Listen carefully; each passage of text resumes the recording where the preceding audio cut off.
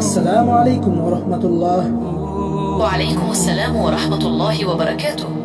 প্রিয় দর্শক বন্ধুরা, আমরা এই ভিডিওর প্রথম পার্টে দেখেছিলাম কিভাবে জুলকারনাইন ইয়াজুজ ও মাজুজের জন্য এক বিশাল প্রাচীর তৈরি করেছিলেন, কিন্তু হাদিসে বলা আছে কিয়ামতের খুব কাছাকাছি সময় সেই প্রাচীর ভেঙে যাবে।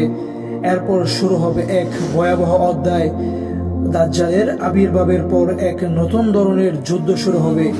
সেই যুদ্ধের পর হযরত ঈসা আলাইহিস সালাম এবং তার অনুসারীরা আল্লাহর নির্দেশে এক পাহাড়ে আশ্রয় নেবেন, আর ঠিক তখনই সেই প্রাচীর ভেঙে যাবে। প্রাচীর ভেঙে যাওয়ার পর ইয়াজুজ মাজুজ দলে দলে বের হয়ে আসবে। তাদের সংখ্যা হবে পিঁপড়ের মতো অগণিত। তারা এতটাই দ্রুত ছড়িয়ে পড়বে যে পুরো পৃথিবী তাদের পদদলিত হবে।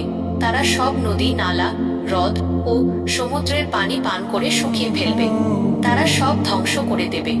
হযরত ঈসা আলাইহিস সালাম এবং তার অনুসারীরা খাবার ও পানির অভাবে চরম সংকটে পড়বেন। ঈসা আলাইহিস সালাম এবং তার অনুসারীরা খাবার ও পানির অভাবে চরম সংকটে পড়বেন। এই ভয়াবহ অবস্থা থেকে মুক্তি পেতে ঈসা আলাইহিস সালাম এবং তার অনুসারীরা আল্লাহর কাছে দোয়া করবেন।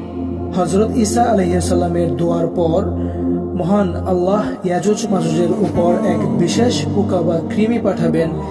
এই পোকাগুলো তাদের ঘাড়ে এবং মস্তিষ্কে আক্রমণ করবে, ফলে এক রাতের মধ্যে ইয়াজুজ ও মাজুজের সকল সদস্য একসঙ্গে ধ্বংস হয়ে যাবে। তাদের ভয়ানক আওয়াজ থেমে যাবে। পুরো পৃথিবী তাদের মৃতদেহের কারণে এক বিশাল বধ্যভূমিতে পরিণত হবে।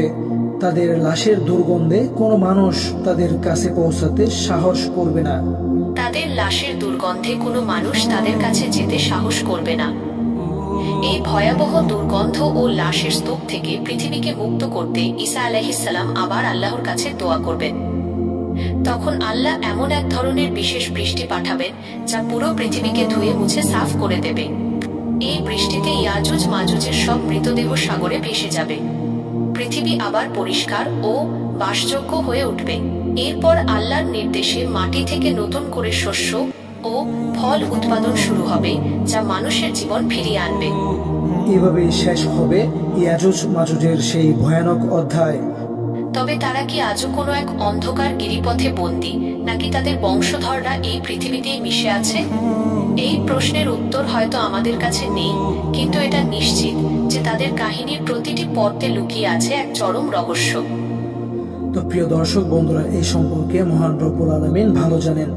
প্রিয় দর্শক বন্ধুরা, ভিডিওটি কেমন লাগলো অবশ্যই কমেন্টে জানাতে ভুলবেন না।